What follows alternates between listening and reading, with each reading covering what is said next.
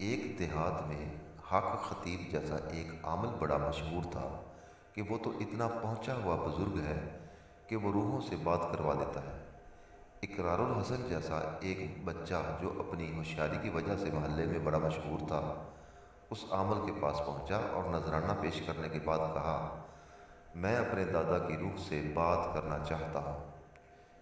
اسے ایک اندھیرے کمرے میں لے جایا گیا۔ چند لمحوں کے بعد ایک بھاری آواز سنائی دی، کیوں آئے ہو برخوردار؟ قریب سے عامل کے چیلے نے بچے کے کان میں کہا، یہ تمہارے دادا جان کی روح بول رہی ہے، پوچھو کیا پوچھنا چاہتے ہو؟ بچے نے کہا، دادا جان، مجھے آپ سے صرف یہ پوچھنا ہے کہ آپ کی روح یہاں کیا کر رہی ہے، جبکہ آپ کا تو انتقال بھی نہیں ہوا۔